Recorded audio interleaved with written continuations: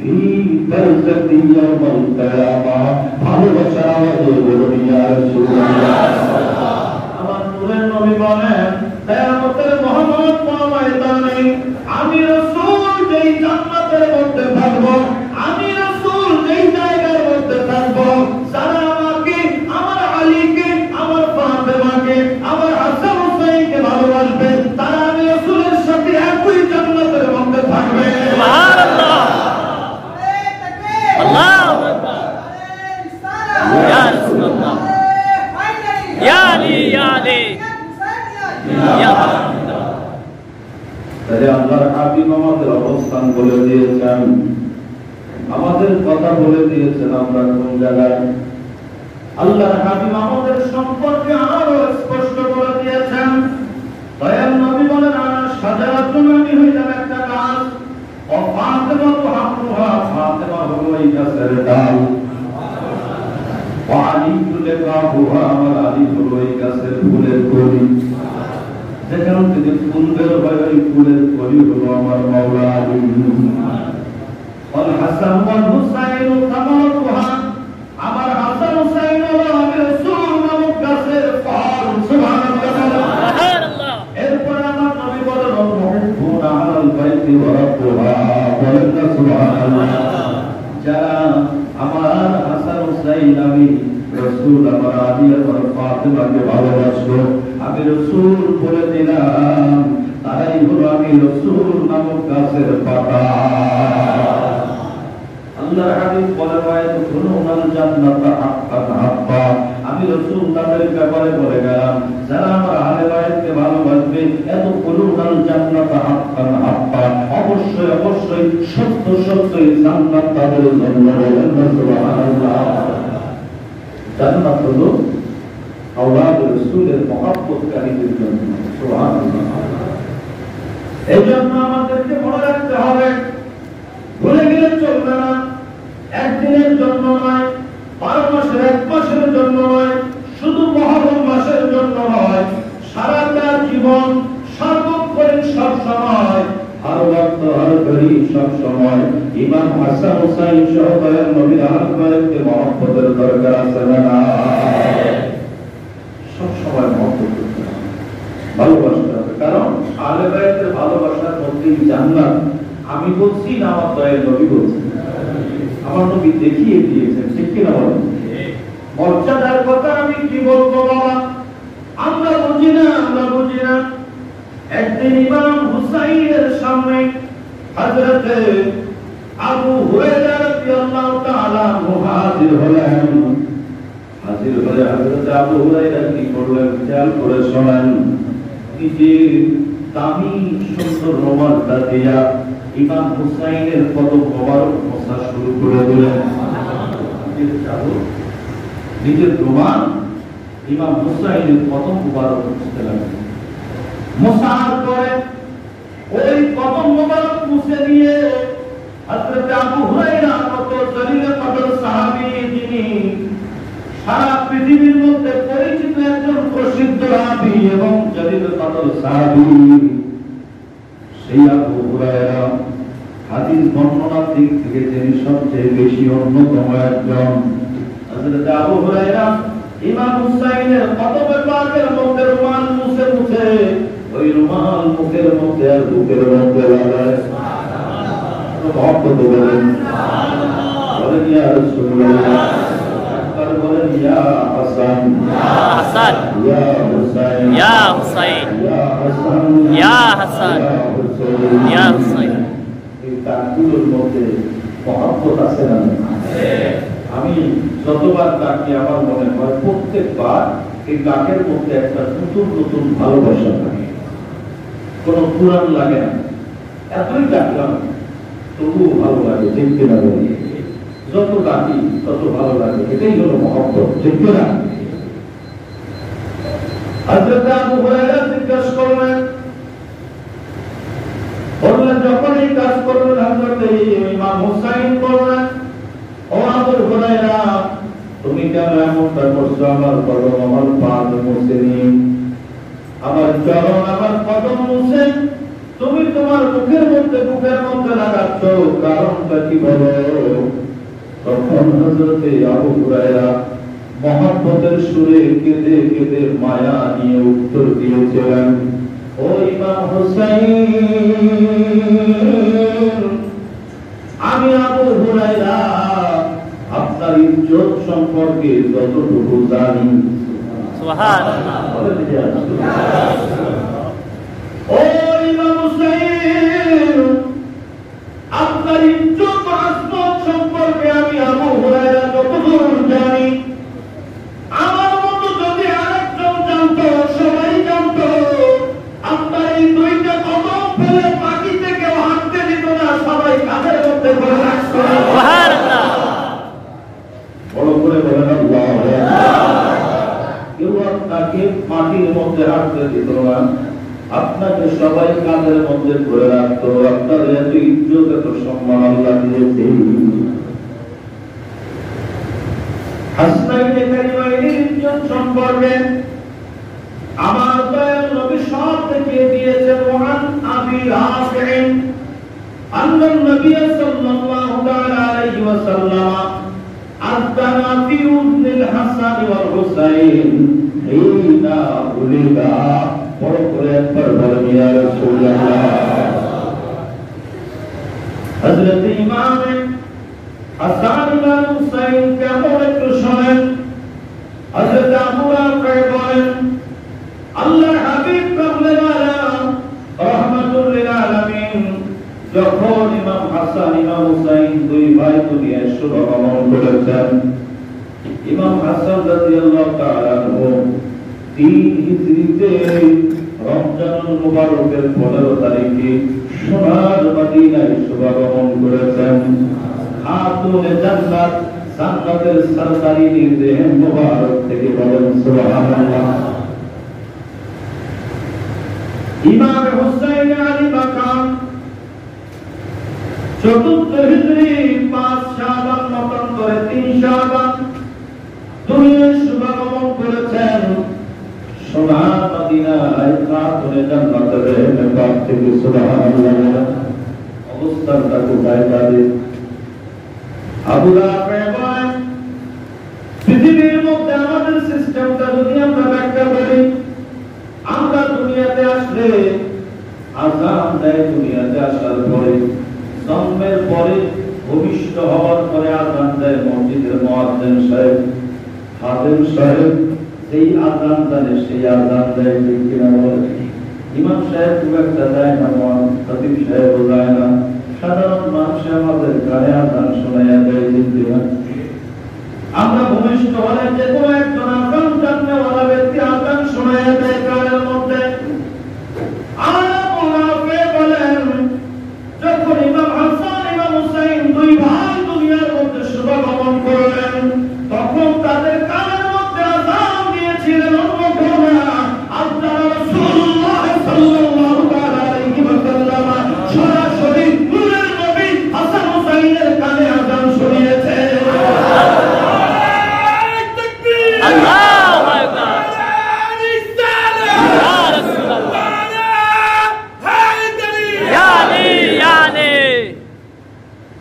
আল্লাহর হাবিব নিজেই আযান দিয়েছেন যাদের কানে।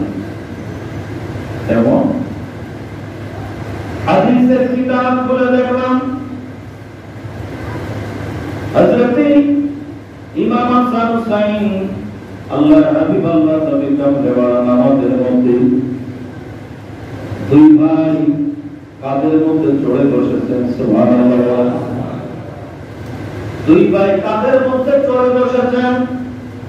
আল্লাহর হাবিব সিজদা থেকে ওঠার সময় পিছন দিকে দুই হাত মোবারক দিলেন উল্টা করে। কষ্ট হয় না দিতে? এদিক পিছনে উল্টা ধরা যায় না, উল্টা করে দিলেন। দুই ভাইকে দুই হাত দিয়ে ধরলেন, ধরে সিজদা থেকে উঠে দুই ভাইকে আস্তে করে পিছন দিক থেকে কৌশল করে নিয়ে নিজের ভুল মোবারকের উপরে বসিয়ে নামাজ পড়েছে।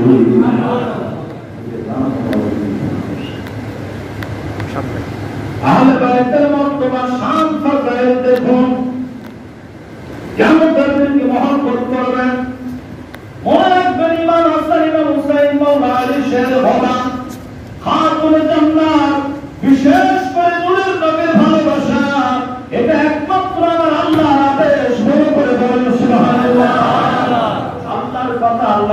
শরীফ দিয়ে বলে দিয়েছেন কুল্লাহ আসআলুকুম আলাইহি আজরান ইল্লাল মাওয়াক্কাতা ফিল কুরবা। আমার একজন প্রিয় উস্তাদ দুনিয়া থেকে বিদায় নিয়েছেন কয়েক বছর হলো। উনি আহলে বাইতের বড় আশিক ছিলেন। তিনি সুন্দর করে লিখছেন নবীর আওলাদ যেন নূহ নবীর কিস্তি, নবীর আওলাদ যেন নূহ নবীর কিস্তি, ও কিস্তি ধরিবে যে জন হইবে বেশতি। নবীর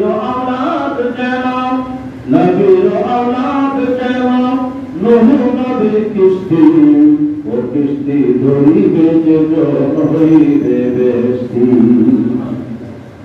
আমি আমাদের মধ্যে মোনাজাতে করি, আপনারা খেয়াল করেন কি জানি না। এই মোনাজাতের মধ্যে শেষের দিকে অনেক সময় বলার চেষ্টা করি খোদায়া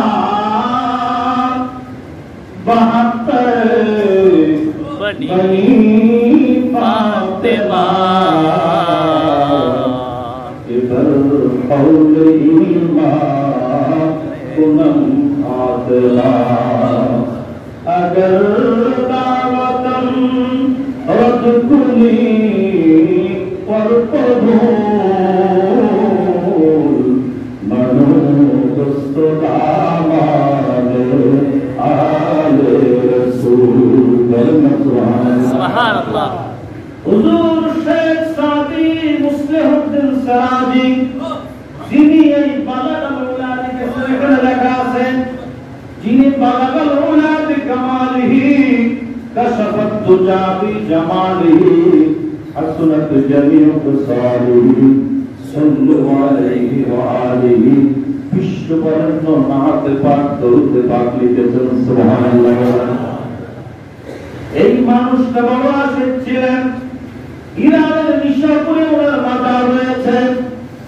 ইরানের নিশাপুরে মাজার, ইরানে অনেক বড় বড় নিয়ামত ইরান থেকে আসছে। হুজুর গৌসে পাকের বাড়ি কোথায়? গরিব নওয়াজের বাড়ি কোন জায়গায়? সুবহানাল্লাহ বলেন। গৌসে পাকের বাড়ি কিন্তু বাগদাদ শরীফে না। গৌসে পাকের জন্ম কিন্তু ইরানের জিলানের মধ্যে। সুবহানাল্লাহ বলেন। হুজুর গরিব নওয়াজের বাড়ি সিজিস্তানের মধ্যে। বলেন না সুবহানাল্লাহ। সঞ্জবের মধ্যে থাকে সঞ্জব। এই শেখ সাদ রহমাতুল্লাহ আলাইহি বালাগাল উলা বিকামালিহি কাশাফাত দুজা বিজামালিহি হাসনাত জামিউ খিসালিহি। শুধুমাত্র আমার নূরের নবীর প্রেমে, আমার মায়ার নবীর শানে কালামগুলো 3 লাইন লিখলেন। আরেকটা লাইন হলে পূর্ণ হয় লাইন, কিন্তু 3টা লাইন লিখলেন। তিনি সুন্দর, অতি সুন্দর, লিখিলে চির সুন্দর। তিনি সুন্দর, অতি সুন্দর, লিখিলে চির সুন্দর। বলেন সুবহানাল্লাহ। আলহামদুলিল্লাহ। লিখে শেষের লাইনটা আমার নবীর প্রশংসা করে কি দিবেন চিন্তা করে পাচ্ছেন না। হঠাৎ করে রাতের গভীরে আমার নূরের নবী দিদার দিয়েছেন। আমার নবীকে ভালোবাসে, আমার নবী জানে না? কে মওলা হুসাইনকে ভালোবাসে, আমার নবী কি জানে না? কার কোথায় দরকার, কোন জায়গায় কি লাগবে, আমার মায়ের নবীর কাছে খবর আছে না? আছে। খবর দিয়েছেন আমার আল্লাহ। আমার রহমতের নবীকে কোনো কিছু কম দেয় নাই, ঠিক কিনা? মনে রাখবেন, হাবিবুল্লাহ হওয়ার জন্য আমার রহমতের নবীর যা যা দরকার সব কিছু আমার আল্লাহ আমাদের নবীকে দিয়ে দিয়েছেন, ঠিক কিনা? সেজন্য আজিমুল বারাকাত আলা হযরত কত সুন্দর করে বললেন, খালেকে হক নে তুঝকো মালিকে কুল বানা দিয়া। খালেকে अपने तुझको मालिक कुल बना दिया। খুব প্যার করেন রাতের গভীরে শেখ সাদিকে আমার নূরের নবী মায়ার নবী কামলেওয়ালা দিদার দেওয়ার পরে রহমতের নবী আকা মাওলা বলে দিলেন, ও শেখ সাদি, তুমি আমার প্রশংসা লেখায় ব্যস্ত হয়ে পড়েছ, চিন্তা ভাবনায় মগ্ন হয়ে তুমি একবারে আমার জন্য প্রেম ভালোবাসার সাগরে ডুব দিয়েছ। তুমি শুনে রেখে দাও, তুমি তো লিখেছ বালাগালুলা বিকামালিহি, তুমি লিখেছ কাশাফাতু জাবি জামালিহি, তুমি লিখেছ হাসনাত জামিউ ফিসালিহি। এরপরে আমি রাসূল তোমাকে বললাম, শুধু আমি নবীর প্রশংসা লিখে আমি নবীর কাছ থেকে পুরস্কার পাইতে গেলে, আমি নবীকে খুশি করতে গেলে, আমার অন্তরাত্মাকে খুশি করতে গেলে একটা কাজ তোমাকে করতে হবে, আমি নবীর প্রশংসার সাথে সাথে আমার আহলে বাইতের প্রশংসা করতে হবে। আজকে তোমার দায়িত্ব তোমার হলো, যেই ব্যক্তি আমি রাসূলকে খুশি করতে চায় ওই ব্যক্তি আমার আহলে বাইতকে খুশি করতে হবে। একা একা আমি রাসূল খুশি হব না, আমার আহলে বাইতকে খুশি করা লাগবে। এজন্য আমি রাসূল তোমারে শিখাইয়া দিলাম, লেখো শেষের লাইনটা, সাল্লু আলাইহি ওয়া আলিহি। বড় করে বলুন না, সাল্লু আলাইহি ওয়া আলিহি। আমার হাবিব বলে দিলেন যে আমি রাসূলকে খুশি করতে গেলে আপনার আহলে বাইতকে তোমরা সালাম করো। এজন্য মাঝে মাঝে আমরা এই মসজিদে পড়ি না, সালাম ইয়া হুসাইন, সালাম ইয়া হুসাইন। ঠিক কি না বলেন? এই সালাম দিতে শিখিয়েছেন রহমাতুল লিল আলামিন। মানে এই নামাজে পাক, এই দরুদে পাকে ইজ্জত বাড়লো না কমলো? হ্যাঁ, সেই শেখ সাদি রহমাতুল্লাহ আলাইহি আমাদেরকে শিখিয়ে দিলেন, ও দুনিয়ার মানুষেরা, খোদায়া বাহাতে বনি ফাতিমা কিবার কওলিহি মা কুলাম ফাতিমা, अगर दावतम रब कुले और कबूल मनो दोस्तों हमारे आले रसूल। আসল কথাটা শুনেন, अगर दावतम रब कुले और कबूल, আমি আল্লাহর দরবারে মুনাজাত দিচ্ছি, দোয়া করতেছি, अगर दावतम তার মানে আমি দোয়া করতেছি, মুনাজাত করতেছি, দোয়া করতেছি আল্লাহর কাছে, अगर दावतम रब कुले और कबूल, এই মুনাজাতটা কবুল হইতেও পারে নাও হইতে পারে, কিন্তু মনে রাখতে হবে যখন আল্লাহর রাসূলের কথা আমি আল্লাহর দরবারে মুনাজাতের মধ্যে বলবো, তখন আমার আল্লাহ মুনাজাত কবুল করবেই করবে, করবেই করবে, করবেই করবে। বলেন সুবহানাল্লাহ। আহলে বাইতের ওসিলা দিয়া, আল্লাহর রাসূলের ওসিলা দিয়ে যদি কেউ দোয়া করে, শেখ সাদি রাহমাতুল্লাহ আলাইহি বলেন,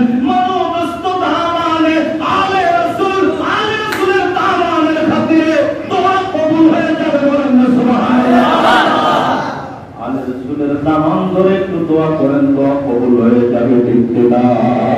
আলে রাসূলের নাম ধরা এটা সবার ভাগ্যে সম্ভব না। দেশে অনেক পীর আছে, কিন্তু আমরা ভাগ্যবান, আমরা আওলাদ রাসূলের মুরিদ হতে পেরেছি। ঠিক কিনা? যারা যারা আওলাদ রাসূলের হাতে হাত দিতে পেরেছেন, ওই ভাগ্যবান তারা, যে তারা তাদের দোয়া আমার আল্লাহর দরবারে কবুল হয়ে যাবে। ঠিক কিনা? আমার রহমতের নবী কামলেওয়ালার নূরানি আওলাদ গুণের শান এতই বেশি, যেগুলো আমাদের জানতে হবে, জানার সাথে সাথে আমাদের মানার দরকার আছে না? জানার সাথে সাথে মানতে হবে। অনেকে আছে মাঝখানে দিয়ে একটু ফতোয়াবাজি করে নয়, হ্যাঁ, আহলে বাইতের মুহাব্বত দেখলেই, ওয়াজ শুনলেই বলা যাবে না যে শিয়া হয়ে গেছে। হ্যাঁ, আমাকে দেখতে হবে আমি সিদ্দিক আকবরের সানে বেয়াদবি করেছি, ফারুক আযমের সানে বেয়াদবি করেছি কিনা, ওসমান গনি নুরাইনের সানে বেয়াদবি করেছি কিনা, সমস্ত সাহাবায়ে কেরামকে মাথার তাজ মনে করতে হবে। ঠিক কিনা? কারোর সানে যারা পরিমাণ বেয়াদবি করার অধিকার আমাদের কাউকে দেওয়া, এটা মনে রাখবেন। পাশাপাশি খেয়াল করেন বাবা, আওলাদ রাসূলের মুহাব্বতের ওয়াজ করতেছি, আওলাদ রাসূলের মুহাব্বত কি আমার নূরের নবী ভালো করে বলে দিলেন, ও আমার আদরের উম্মতেরা শোনো, শোনো, আমি রাসূল বলে দিলাম, মান আহাব্বাল হাসানা ওয়াল হুসাইনা ফাকাদ আহাব্বানি সুবহানাল্লাহ আবগাদাহুমা ফাকাদ আবগাদানি বলেন না সুবহানাল্লাহ। এই ব্যক্তি আমার হাসান হুসাইনকে ভালোবাসবে, আমি রহমতের নবী বলে দিলাম ওই ব্যক্তি আমি রাসূলকেই ভালোবাসবো। যে আমার হাসান হুসাইনকে কষ্ট দিবে, আমি রাসূল বলে দিলাম ওই ব্যক্তি আমি রাসূলকেই কষ্ট দেব। এজন্য মনে রাখতে হবে আহলে বাইতের মহব্বত নিয়ে। আবু কাজী নজরুলের কথা মাঝে মাঝে মনে পড়ে। সে দেখেন আওলাদ রাসূলের শানেও আসমাইনি কারিমাইনকে নিয়েও সে প্রেমের কথাগুলো লিখে দিয়েছেন, ঠিক কিনা বলেন? আমি যদি আরব হতাম মদিনারি পথে মন চলে যেতেন নূর নবী হযরত। আমি যদি আরব হতাম মদিনারি পথে। ভালো লাগে না? ঘুম আসতেছে, ঘুম, হ্যাঁ, এসির বাতাসে ঘুম আসতেছে, হ্যাঁ, ঠান্ডা, অনেকে দেখতেছি সিমসিম পা বলেন ইয়া হুসাইন, ইয়া হুসাইন, ঘুম চলে গেছে না? বলেন ইয়া আলী, ইয়া আলী, ইয়া মাওলা আলী, ইয়া মাওলা আলী, বলেন ইয়া রাসূলুল্লাহ, ইয়া রাসূলুল্লাহ, ইয়া রাসূলুল্লাহ, ইয়া রাসূলুল্লাহ। আওয়াজটা বড় আওয়াজ করে ঘুমানো যাবে। বাকিটা মিনিট টাইম আমিও শুরু করি, সময় হয়ে যায়, এরপরে ঘড়ির দিক তাকায় দেখি যে আরো অতিরিক্ত হয়ে গেছে। কিছু পাবলিক তো আছে ঘড়িওয়ালা মুসল্লি, ঘড়ির দিক তাকায়, হ্যাঁ টাইম বেশি হয়ে গেছে, মৌলবী কাণ্ড কেন নাই ওয়াজ করে শুধু। তোমার কপাল যে তুমি আহলে বাইতের শান্তি দিবে। সারা পৃথিবীর সবচেয়ে দামি হচ্ছে আহলে বাইতের শান্তি। ঠিক তোমার জীবন ধন্য হবে। আমি যে বলার জন্য দাঁড়িয়ে দিতে বলতে পারতেছি তাই না? নজরুল বলতেছে যে আমি যদি আরব হতাম, মানুষ হইলাম কেন? তার কথাটা এটা যে আমি মানুষ না হয়ে মানব জাতির মধ্যে না এসে আমি যদি আরব হতাম তাহলে আরবের মদিনা মুনাওয়ারা রাস্তা হতাম। অন্য জায়গায় রাস্তা বলে নেই।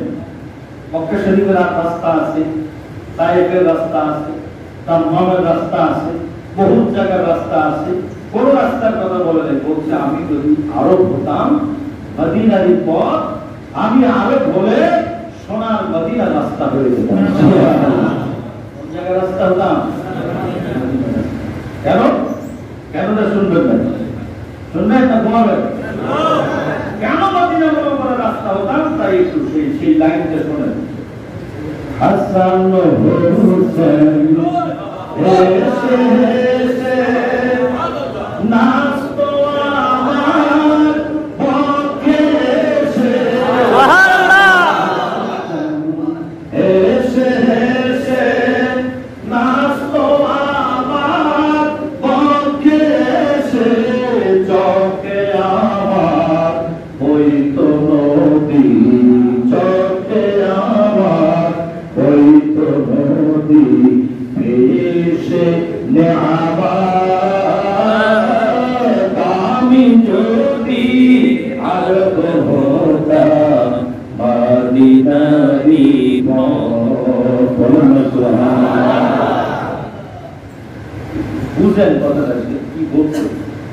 বলতেছে হাসান হোসেন হেসে হেসে নাচতো আমার পক্ষে এসে, হাসান হোসেন হেসে হেসে নাচতো আমার পক্ষে এসে, চোখে আমার হইতো নদী, চোখে আমার হইতো নদী, পেশে নেয়ামত। আমি যদি আরব হতাম মদিনারি পথ। আমি যদি মদিনা মুনাওয়ারার রাস্তা হতাম, ওই রাস্তার মধ্যে কি হতো, আমি রাস্তা হলে আমার বুকের উপরে ইমাম হাসান ইমাম হুসাইন দুই ভাই এসে হেসে হেসে নেচে নেচে খেলতেন। যদি এইটা হতো তাহলে আমি আমার চোখ দিয়ে আনন্দের পানি বের করতে করতে, আনন্দ অশ্রু বের করতে করতে আমি ওই চোখের পানি দিয়ে নদী বানিয়ে দিতাম। এটা ইমাম হাসান কারিমাইন ইমামাইনের ব্যাপারে করে দিচ্ছেন। আবার আমার দয়াল নবীর ব্যাপার যখন আসছে তখন কি লিখছে, আরেকটা লাইন শুনে যেতে করতে হবে না। মোহাম্মদ নয়নমণি, নয়নমণি আমার নবী কি নয়নমণি, মানে চোখের মণি, দেখেন কি ভালো। মোহাম্মদ নয়নমণি, মোহাম্মদ নাম জপমালা, নাম জপতে তসবিহ দানাবে সুবহানাল্লাহ। তো মোহাম্মদ নয়নমণি, মোহাম্মদ নাম জপমালা, ওই নামে মিটাই বিপাশা, ওই নামে মিটাই বিপাশা, ওই নাম কাউসারের পেয়ালা। কি বলছে একটু চিন্তা করেন না, বাংলা ভাষা যে ভাষাই হোক না কেন, আমার নবীর প্রেম দেখে। মোহাম্মদ নয়নমণি, মোহাম্মদ নাম জপমালা, ওই নামে মিটাই বিপাশা, ওই নাম কাউসারের পেয়ালা। ওই করে বলেন না সুবহানাল্লাহ। আহলে বাইতের শান শোনেন, যারা ভালোবাসে তারা প্রকাশ করার চেষ্টা করে গেছে, ওইগুলো দেখে দেখে আমাদেরকে শিখতে হবে। আহলে বাইতের মহব্বত আমাদেরকে জানতে হবে।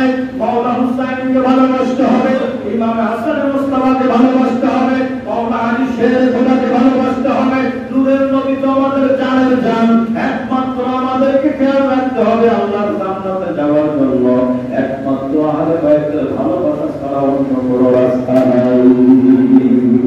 ঠিক না?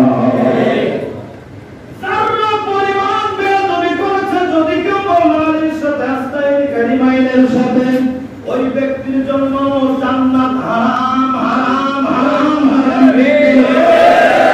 ইমানদার ভাইরা, মনের মধ্যে যারা পরিমাণ বেয়াদবি করা যাবে না, মহব্বতের কমতি করা যাবে না। কারণ আমাদের জন্য যারা ঈমান, আমাদের জন্য যারা জান, আমাদের মহব্বত, আমাদের ভালোবাসা যেই জায়গায়, ওখানে কোনো আঘাত করা যাবে না। কথা বলেন ঠিক না? বিচার দেখেন যখন হযরতে ফারুক আযম, হযরতে আমিরুল মুমিনিন, অর্ধ জাহানের শাসনকর্তা হুজুর ফারুক আযম ওমর ইবনে খাত্তাব রাদিয়াল্লাহু তাআলা আনহু, উনি কি করলেন, যখন মাদায়েন বিজয় হয়ে গেল, ওনার আমলে মাদায়েন বিজয় হয়েছিল। মাদায়েন বিজয় হওয়ার পরে, মাদায়েন বিজয় হওয়ার পরে অনেকগুলো টাকা পয়সা যুক্ত রক্ত উনি পেয়েছিলেন, অনেক গনিমত পেয়েছিলেন।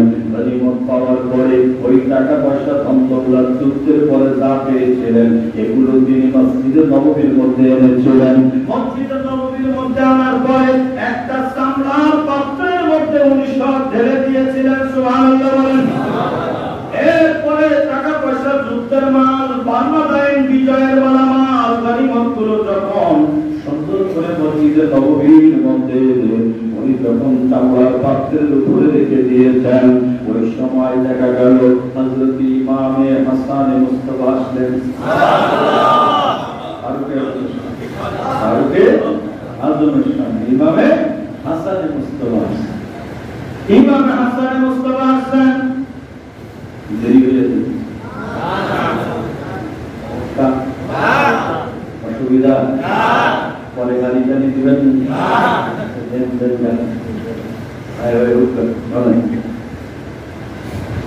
যদি মরে যায় এটা তো করতে হবে না। ইমামে হাসান মুস্তাফা আসলেন, আসার পরে উনি বললেন যে গনিমতের মাল আমি ভাগ্যবান যে আমাদের বাইরের মেম্বার দিয়ে শুরু হল। উনি বললেন বি কারামাতি বি রহমতি ও বি কারামাতি, এই কথা বলে গনিমতের মাল থেকে সর্বপ্রথম 1000 দিরহাম উঠিয়ে দিলেন, উঠিয়ে দিয়ে ইমাম হাসানের হাতে দিয়ে দিলেন। কয় হাজার? 1000। এখনকার 1000 না, এখনকার 1000 বাজার হয় না, তখনকার 1000 এর বহু দাম। 1000 দিরহাম দিয়ে দিলেন। ওয়াজা হুসাইন, এরপরে ইমাম হুসাইন আলী মাকাম আসলেন, আসার সাথে সাথে ওনাকে 1000 দিয়ে দিলেন। সুবহানাল্লাহ, বড় করে বলেন না মহব্বতে বলেন ইয়া রাসূলুল্লাহ। যখন দুই ভাইকে 2000 দিয়ে দিলেন, তৃতীয় ব্যক্তি যিনি হযরত আমিরুল মুমিনের সামনে আসলেন, ওনারই শাহজাদা, ওনার সন্তান হযরত আব্দুল্লাহ ইবনে ওমর, বলেন না সুবহানাল্লাহ। আব্দুল্লাহ এসে হাজির হয়ে বলেন, আব্বা জান, আমি তো আপনার কাছে তৃতীয় ব্যক্তি আসলাম, আমার গনিমতের মাল দেন। তখন হযরত ফারুক আযম রাদিয়াল্লাহু তাআলা আনহু ওনাকে কমাইয়া হাত করে 500 দিলেন। কত দিলেন? 500। ইমাম হাসানকে কত? 1000। ইমাম হুসাইনকে 1000।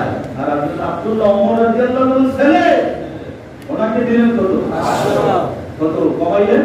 500। হাত কমাইয়ে 500 কমাইয়ে 500। আব্দুল্লাহ রাদিয়াল্লাহু তাআলা দেখে বললেন, আব্বা জান, এটা আমারে কি দিলেন? আমি আল্লাহর রাসূলের জামানা থেকে যুদ্ধ করা মানুষ, আমি যুদ্ধের ময়দানে যখন যুদ্ধ করি তখন হাসনাইনি কারিমাই শিশু খেলাধুলা করে, আর আমি এত বড় সিনিয়র মানুষ হওয়ার পর আমার দিলেন 500, আর ইমাম হাসান হুসাইনকে 1000 করে দিলেন। তখন হযরত ফারুক আযম বললেন, ছেলে রে, তুমি তো অনেক বেশি পেয়ে গেছো,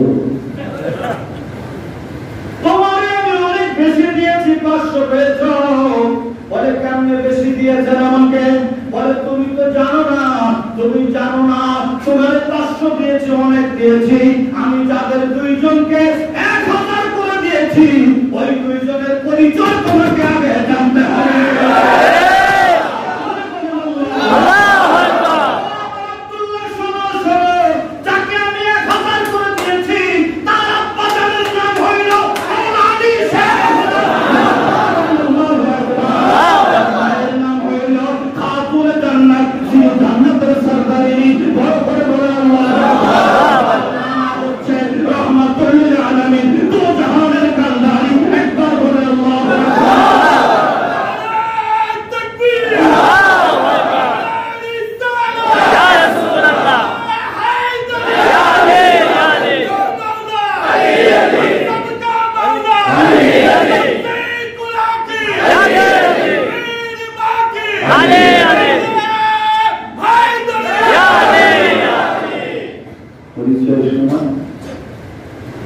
আব্দুল্লাহ,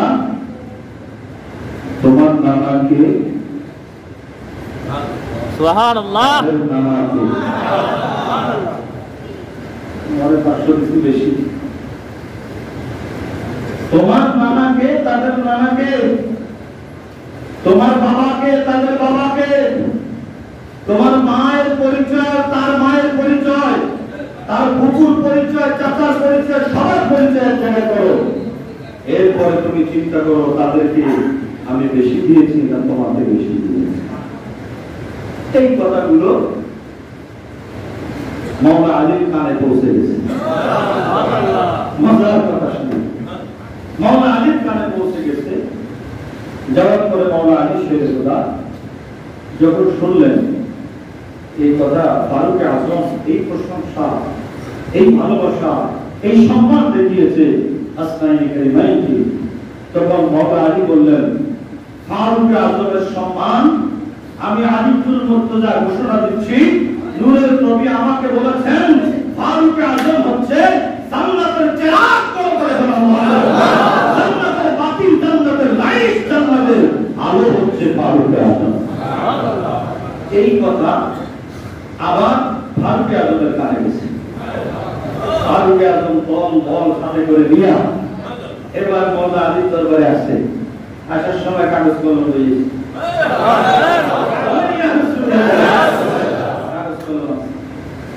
মৌলা আলীর দরবারে এসে বলে, হুজুর আপনি নাকি বলছেন যে আমি ওমর ইবনুল খাত্তাব সিরাত উম্মতি ফিল জান্নাহ, জান্নাতের চেরাগ, এটা নাকি আপনি বলছেন? আল্লাহর হাবিব বলেছেন? আল্লাহর হাবিব বলেন এই কথা বলেছেন, আপনি নাকি বলেছেন? তখন মৌলা আলী বলেন, হ্যাঁ আল্লাহর হাবিব আমাকে বলেছেন, আর আল্লাহর হাবিবকে এই কথা এসে ইসরাইল বলে দিয়েছে। তাই নাকি? তাই নাকি? হ্যাঁ। তাহলে আমার একটা দাবি আপনার কাছে, দাবি ওই এইটারে একটু কাগজে লিখে দিবেন। আমি কাগজটা রেডি আছে। তখন বলে শিগগির দাও, লিখে দেয়। ফারুক আজম কাগজ দিলেন, কাগজ কলম দিলেন। মৌলা আলী লিখলেন যে আমি জামিন, আমি আলী ইবনে আবি তালিব, আমি জামিন হয়ে বলতেছি আল্লাহর হাবিবের কাছে জিবরাইল এই কথা বলে গেছে যে ফারুক আজম হচ্ছে উম্মতের জন্য জান্নাতের চেরাগ। সুবহানাল্লাহ। লিখে নিয়ে উনি ফিরে আসতেছেন, এসে সবাইকে নসিহত করে দিলেন, কে আছে কোথায়? আমি ফারুক আজম যেদিন দুনিয়া থেকে বিদায় নেব, যেদিন পর্দা করব, ওই দিন আমার কাফনের মধ্যে মৌলা আলীর লেখা সার্টিফিকেট দিয়ে দিই।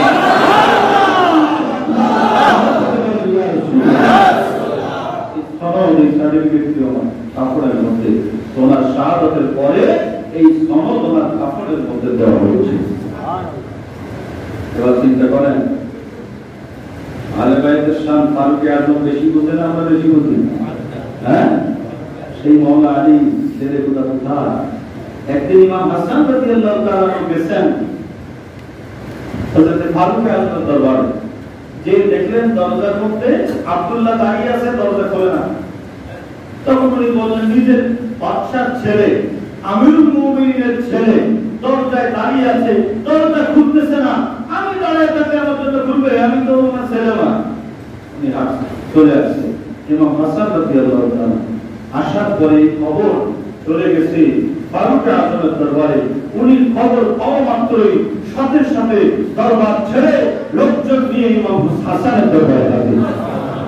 হুজুর আপনি আমার দরবারে যে ফিরে আসছেন, ঢোকেন নাই, নক করেন নাই, বলে আপনার ছেলে ছিল, তাকে ঢুকতে দেন নাই, বন্ধ করে রাখছেন দরজা, আর আমাকে, আমি তো ছেলেও না, আমার জন্য কি দরজা খুলবেন?